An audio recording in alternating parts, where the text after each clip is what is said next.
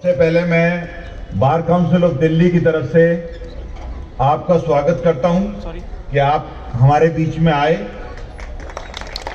और मैं चाहता हूं कि जोरदार तालियों से, मुझे लगता है पीछे वालों को खुशी नहीं है कि मुख्यमंत्री हैं वो आई हैं, सभी को खुशी है जी, ऐसी बात नहीं है, सभी को खुशी है।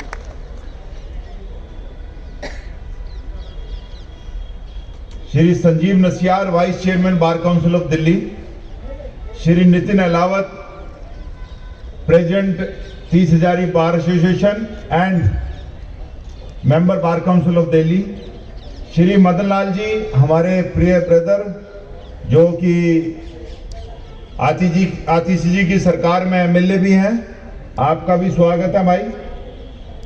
Shri OP Faizi ji, former chairman bar council of Delhi, Shri Ramesh Gupta ji, former chairman bar council of Delhi, Shri Rakesh Sherawat ji, former chairman bar council of Delhi, Shri Rajiv Khosla ji, हमारे बहुत कर्मठ और दिग्गज नेता, Shri KC Mittal ji, former chairman bar council of Delhi, Shri Himal Akhtar जी, श्री कुमार मुकेश जी जो कि हमारे मेंबर्स हैं बार काउंसिल के, श्री डीके शर्मा जी, श्री अजय सोंदी जी, श्री पीयूष गुप्ता जी, भाई संजय राठी जी, हमारे कड़कड़डूमा से मिस्टर तरार आए हुए हैं, हमारे मेरे भाई श्री आर.एन. वस जी जो पहले प्रेसिडेंट रहे हैं यहाँ से, श्री अतुल शर्मा जी जो 30 हजारी बार के सेक्रेटरी हैं, और हमारे डी.ए. शर्मा जी जो पटियाला हाउस से आए हुए हैं, सभी बारों के मेंबर्स, प्रेसिडेंट्स, सेक्रेटरी, सभी एसोसिएशंस के, और दिल्ली के जितने भी लॉयर्स यहाँ पर आज उपस्थित हैं, मैं इस मंच से आप सबका स्वागत करता हूँ। और आज आपको बहुत अच्छा लग रहा होगा कि बार काउंसिल का चेयरमैन और दिल्ली के मुख्यमंत्री, कैसा रोचक सा एक सीन है। दिल्ली में चुनाव भी हैं लेकिन मंच पर इकट्ठे बैठे हुए हैं। ये हमारी गरिमा है, ये हमारी सभ्यता है, हमारे संस्कार हैं।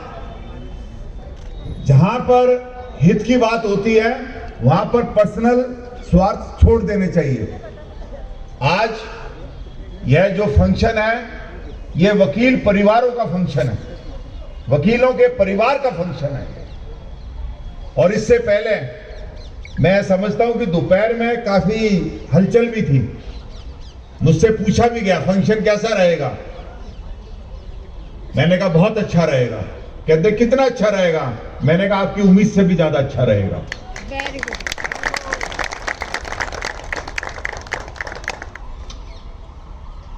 संजीव जी ने मुझे ये सुझाव दिया कि भाई मैं दिल्ली के मुख्यमंत्री को बुलाना चाहता हूं वकीलों के हित के लिए। तो बार काउंसिल में उसी समय फैसला हुआ कि हमारा काम ही वकीलों का वेलफेयर करना है।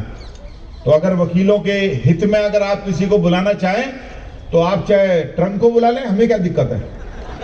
ये तो दिल्ली के मुख्यमंत्री हैं और इनका तो हक है। और बार काउंसिल और दिल्ली के वकीलों को आपने दिया भी बहुत कुछ है। आपने 50 करोड़ रुपया 2020 से आप दिल्ली बार काउंसिल को दिल्ली के वकीलों के हित में हर साल दे रहे हैं। उसके लिए हम आपके बहुत बहुत आभारी हैं। अब पीछे मुड़कर देखा तो मुझे लगा कि एक कमी रह गई। गोस्वामी जी का नाम लेना भूल गया। तो गोस्वामी जी हमारे क्योंकि मंच के संचालक भी हैं, तो मेरा भाषण भले ही रह जाए लेकिन गोस्वामी जी का नाम नहीं रहना चाहिए। तो ऐसे गोस्वामी जी हमारे जो कि मंच का संचालन भी कर रहे थे, फॉर्मर चेयरमैन है और हमेशा ही अपने भाषण की वजह से, अपने बात की वजह से हम लोगों के बीच में हमेशा प्रचलित और बड़े फेमस रहते हैं। आपका भी स्वागत है गोस्वामी जी। मैं ये कह रहा था कि आपकी इस चीज से हमें बहुत फायदा हुआ। सेंट्रल गवर्नमेंट का भी एक टाइम था, सेंट्रल गवर्नमेंट ने भी वेलफेयर स्कीम हमारे बीच में लेके आए, जिसकी वजह से हम 25 रुपए की एक स्टैंप लगाते हैं, जिसमें हमारे पास इस समय शायद 100 करोड़ रुपए से ज्यादा इकट्ठा हुआ है, जिससे कि हम लोग वकीलों की बीमारी के दौरान पैसा देते हैं। लेकिन एडिशनल जब दिल्ली सरकार ने भी दिया तो दिल्ली के वकील काफी हद तक सेव हो गए। लेकिन मैं सीएम साहब को ये कहना चाहता हूं,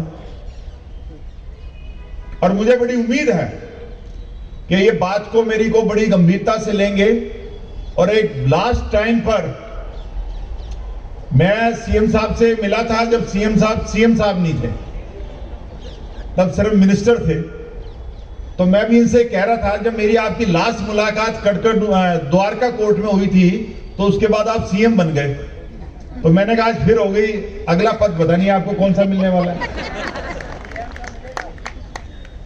सेंटर में तो मैं देख रहा हूं आज इनकी पोशाक जो है वो हमारी वाली है, तो सेंटर तो वही मिलेगा। मेरे लिए बड़ी खुशी की बात है, और हम चाहते हैं, और इनके अंदर एक बड़ी पॉजिटिवनेस मुझे नजर आती है। तो मैं ये चाहता हूं कि आज कट शॉट में बहुत छोटी उसमें बात करी जाए, और हम ये चाहते हैं कि हम लोग तो बोलते रहते हैं, आज हम इनको सुनना चाहते हैं। मैम, हमने वो ये डिसाइड किया था कि आज हम सिर्फ वकीलों के हित की बात करेंगे। पार्टी पॉलिटिक्स करने के लिए तो अगले 2 महीने हमारे पास ओपन पड़े हुए हैं, खूब करेंगे। लेकिन हम आज अपना दायरा जो है वो वकीलों के हित के लिए, जिसके लिए आप विशेष तौर पर हमारे बीच पर आए हैं, उसके लिए मेरे वकील साथियों की बहुत छोटी सी एक डिमांड है, और वो डिमांड बड़ी जायज है। हमारे पास आज दिल्ली बार काउंसिल में 2 लाख वकील हैं। क्योंकि मुझे याद है जब मैं 98 का इलेक्शन लड़ा था तब बहुत कम लोग थे, और यहां पर हमारे सबसे सीनियर जो लोग बैठे हुए हैं उसमें फैजी साहब हैं, केसी मित्तल जी हैं और राजीव खोसला है। इन्होंने भी बहुत संघर्ष हमारे लिए किया। रमेश गुप्ता जी के बगैर हम कोई भी फंक्शन करें वो अधूरा है। रमेश जी का एक बड़ा सहयोग हम लोगों को रहता है। हम रमेश जी को फंक्शन बता देते हैं तो सारा काम हो जाता है, हमें उसके बाद कुछ करने की जरूरत नहीं पड़ती। ये तो मतलब इवन मेरी बेटी की शादी थी, मुझे कुछ नहीं करने दिया। तो ये इनका बड़ा वो रहता है, बहुत पर्सनली इन्वॉल्व होकर काम करते हैं। मैं ये चाहता हूं कि जो हमारे साथियों ने मुझे बल्कि आज व्हाट्सएप भी किए और भेजे भी लोगों ने, बहुत छोटी सी चीज है, क्योंकि 2 लाख वकील दिल्ली के अंदर हैं, और वकील की स्थिति आज के टाइम पे ऐसी है मैम, एक सरकारी आदमी बीमार हो जाए, छुट्टी लेके घर चला जाए, उसकी तनख्वाह फिक्स है। इवन प्राइवेट आदमी की तनख्वाह भी फिक्स है, उसकी छुट्टियां भी फिक्स है। लेकिन रमेश जी, सीएम साहब को कुछ कहना है, वो भूल जाएंगे मैंने क्या कहा। आप बता दोगे तो फिर मैं छोड़ देता हूं। तो मैं ये बता रहा था कि एक वकील एक ऐसा आदमी है जो रोज कुआं खोदता है, रोज पानी निकालता है, रोज पीता है। आज वकील की स्थिति ऐसी है कि वकील अगर बीमार पड़ जाए, कितना ही अच्छा वकील हो, शाम को ही उसको उसके क्लाइंट को पता लग जाए कि वकील बीमार पड़ गया है, 2 महीने ठीक नहीं होगा, शाम को फाइल ले जाते हैं। और ये वकील वो वकील है कि इसको घर में बच्चे की फीस भी देनी है, बीमारी का इलाज भी कराना है, दूध का बिल भी देना है, बिजली का बिल भी देना है, मकान का किराया भी देना है, अपने फ्यूचर के लिए भी जोड़ के रखना है। वकील के पास कोई सहारा नहीं है। लेकिन एडवोकेट वेलफेयर फंड की जो सेंट्रल गवर्नमेंट की पॉलिसी थी, जो हमने केसी मित्तल जी ने, हम सब लोगों ने उस समय, जो हमारे रमेश जी, फैजी साहब, हमारे सब लोगों ने, खोसला साहब, हम सब लोगों ने मिलकर लाए। एक तो उसका हमें फायदा हुआ, एक आपका 50 करोड़ रुपए का हमें बहुत फायदा हुआ दिल्ली सरकार का। ये दोनों बहुत बड़ी हमारे लिए एक वरदान के रूप में एक हमारे पास राशि आती है। लेकिन हमारी दिक्कत क्या है कि आज के टाइम में आप देख रहे हैं प्राइवेट हॉस्पिटल्स के अंदर एक डिलीवरी भी कराने चला जाए कोई, उसके भी 5-5, 10-10 लाख का बिल बना के दे देते हैं। वो देखते हैं। और गरीब आदमी के लिए सरकारी प्राइवेट सरकारी दिल्ली की जो जनसंख्या है वो आज 3.5 करोड़ हो चुकी है। सरकारी हॉस्पिटलों में जगह ही नहीं है, और प्राइवेट हॉस्पिटलों में अगर हमारे लोग चले जाएं तो बस वो ये देखते हैं कि इसकी इंश्योरेंस कितनी है, और अगर इंश्योरेंस नहीं है तो उसकी कोई पूछताछ करने वाला नहीं। तो मैं ये चाहता हूं कि ये जो कैप है आपकी तरफ से 5 लाख रुपए वाली, इस 5 लाख रुपए में तो वो कमरे कमरे के लगा देते हैं। तो ये डिमांड है हमारे वकीलों की कि ये 5 लाख की डिमांड जो कैप है, इसको आप 10 लाख रुपए कर दीजिएगा।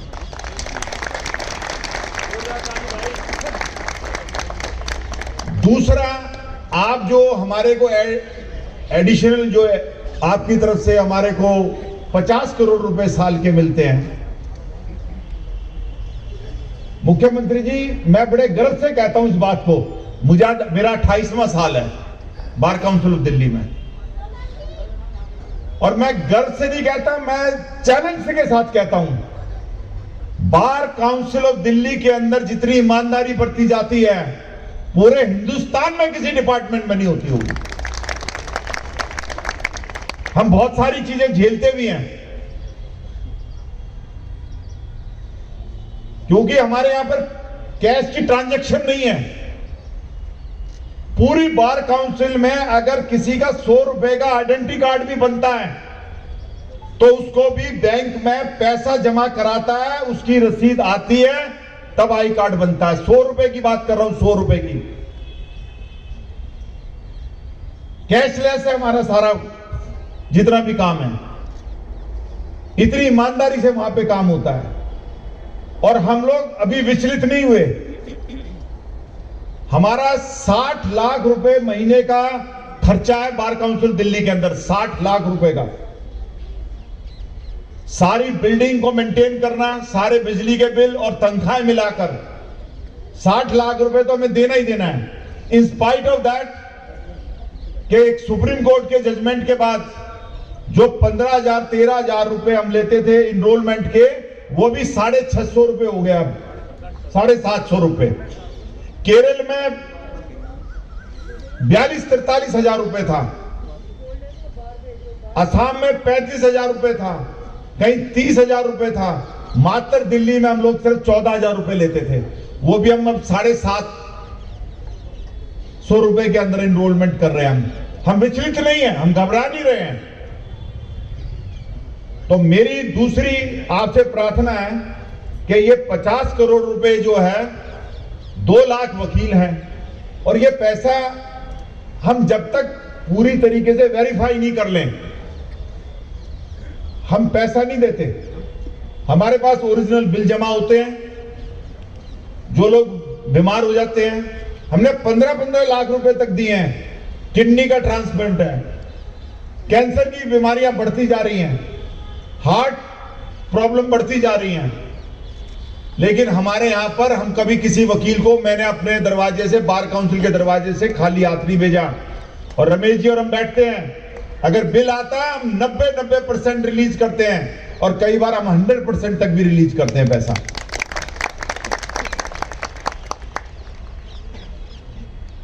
एक हमारी डिमांड है, कंसीडर आपने करनी है।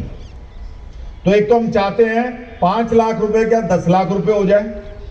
दूसरा, ये जो 50 लाख रुपए हैं, 50 करोड़ रुपए, इस 50 करोड़ रुपए को आपसे बहुत उम्मीद है। अब मैं कहूं 200 करोड़ रुपए दे दो तो आप दोगे नहीं, लेकिन हमारे यहां कहावत है, कहीं तो बार्गेनिंग होगी, तो मैं 200 ही करोड़ रुपए मांग लेता हूं। अब दे आप जितने मर्जी देना, हम मना नहीं करेंगे, हम निराश नहीं करेंगे आपको। 100 करोड़ तक हम लेने के लिए कतई तैयार हैं।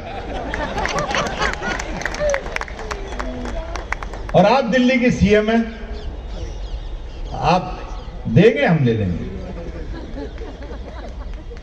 एक दिल्ली के अंदर 50%, क्योंकि दिल्ली के अंदर इतनी कंजेशन हो गई है, अब दिल्ली के वकील के पास दिल्ली में रहने की जगह नहीं है।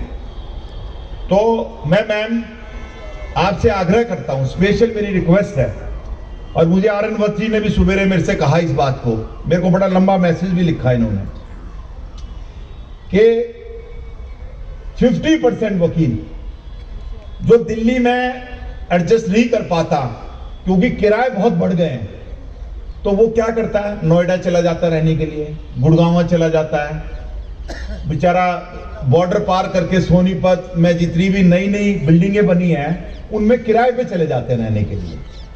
अब उनका क्या कसूर है, वो प्रैक्टिस तो दिल्ली में ही करते हैं, और दिल्ली में हमारे 9 डिस्ट्रिक्ट्स हैं, हमारी जो कोर्टें हैं, साकेत में जो लोग वकील प्रैक्टिस करते हैं वो फरीदाबाद से आते हैं, गुड़गांव से आते हैं, जो लोग द्वारका में प्रैक्टिस करते हैं वो बहादुरगढ़ से आते हैं, क्योंकि जगह ही नहीं है रहने के लिए, किराए इतने महंगे हो गए। जो रोहिणी में प्रैक्टिस करते हैं वो सोनीपत से आते हैं, 30 जारी में लोग रहते हैं, सोनीपत से भी आते हैं, और बुलंदशहर से भी आते हैं, मेरठ से भी आते हैं। तो या तो आप ऐसा करोगे 2 के 2 करोड़ 2 के 2 लाख आदमियों को दिल्ली में जगह मुहैया करा दीजिएगा। वेरी गुड, बहुत बढ़िया। साड़ी कम बची भाई। और या फिर एनसीआर में जो हमारे वकील लोग रहते हैं, हाँ। इनको आप दिल्ली के वकीलों की तरह, जो दिल्ली के अंदर इनरोल्ड हैं, जो प्रैक्टिसिंग की बात कर रहा हूं मैं उन वकीलों की बात नहीं कर रहा। हम बहुत, रमेश जी बड़े खतरनाक हैं, रिकॉर्ड का बड़ा स्कूटरी करते हैं, लड़ते भी हमसे कई बारी, ये तो रिटायर हो गया है, इसको पैसे किस लिए चाहिए, मतलब हम पूरी स्कूटरी करके देते हैं। तो हम क्या चाहते हैं कि जो वकील हैं, यंगस्टर्स वकील हैं, आप कम से कम जितने भी वकील हैं, बुजुर्ग वकील भी हैं, वो बीमारी का सीजन हो जाता है तो उनको कम से कम आप दिल्ली के अंदर इंक्लूड कर दीजिएगा, क्योंकि वो रह नहीं सकता। मैंने बस ये 3 छोटी छोटी बातें रखी हैं। आपको इसके बदले में हमसे कुछ चाहिए, आप वो बता दो, अभी दस्तखत कर देता हूं मैं बार काउंसिल में। हमारे अंदर इतनी पावर है, मेरी काउंसिल बैठी है, यहीं बैठी है, अभी अगर आप कोई बात कहोगे हम रेजोल्यूशन पास कर देंगे। हाथ उठा दो भाई, ये देखो।